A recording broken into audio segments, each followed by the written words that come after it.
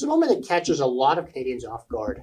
It's not when you hit retirement age. It's not when you sell your business or finish your last full-time job. It's that moment when you sit down and realize, I need to start paying myself now. But from where? You've got RRSPs that are becoming RRIFs. You've got a TFSA that's been growing tax-free. And maybe you're a business owner with money sitting in your corporation, wondering if you should start taking dividends. But no one ever taught you how to turn your assets into a paycheck. And here's the challenge. The order you draw from these accounts matters more than most people realize. Draw from the wrong place first, you could pay thousands more in tax, trigger government clawbacks, or reduce how long your savings will last. That's why in today's video, I'm breaking down how to strategically pay yourself in retirement, whether it's from your RRIF, TFSA, corporate dividends, or a combination. Because it's not just about how much you've saved, it's about how you can take that out that determines what you keep.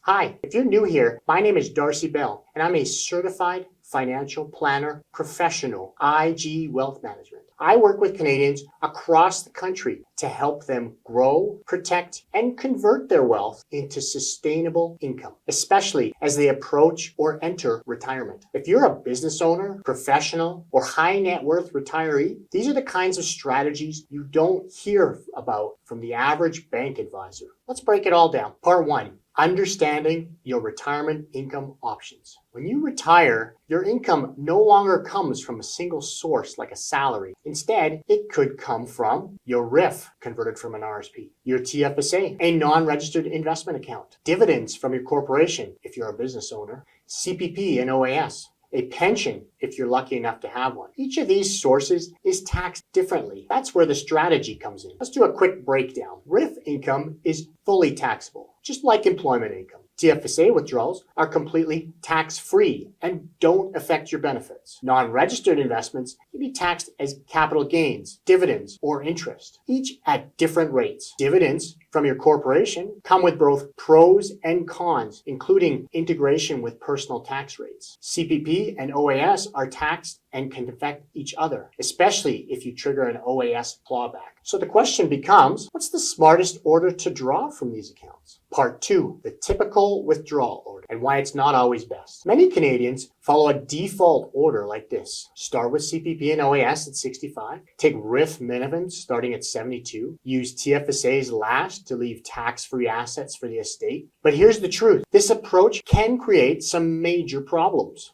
You could be forced to withdraw large RRIF amounts in your 70s and 80s when minimums rise, pushing you into higher tax brackets. You might lose part or all of your OAS due to clawbacks. You miss opportunities to withdraw income in your 60s at lower tax rate. A better approach? Use a blended withdrawal strategy that's personalized to your situation. Part 3, the blended strategy and why it works. This is where real planning comes in. Here's a simplified example. Let's say you retire at 61 with $750,000 in RSPs, $100,000 in a TFSA, no pension, business assets generating $20,000 a year in dividends. You plan to take CPP and OAS at 70. Instead of taking nothing from your RSP until 72, you could begin RSP withdrawals in your early 60s while your income is low. Keep income below the OAS clawback threshold. Continue some of that income to your TFSA. Yes, even in retirement. Delay CPP and OAS to maximize those government benefits later. This strategy lets you fill up your lower tax brackets now and reduce your forced withdrawals later, giving you more tax efficiency over your full retirement. Part 4, special considerations for business owners. If you're a business owner and you've built up retained earnings inside your corporation, you have another tool, dividends. Here's how that can work. Your corporation pays you dividends. You control the timing and size of those payments. You can use dividends to fill up your income in a low tax year instead of drawing from your RRIF. Let's say you're 64, retired from your business, and you don't need a full $60K of income yet. You could take $20,000 from your RRSP, top up with $15,000 of dividends, withdraw $10,000 from your TFSA, wait to take CPP and OAS later. This gives you multiple levers to smooth income, reduce taxes, and avoid government benefit clawbacks. One note, salary and dividends have different impacts on RRSP contribution room, CPP contributions, and eligibility for other credits. So work with your accountant and advisor to structure this properly.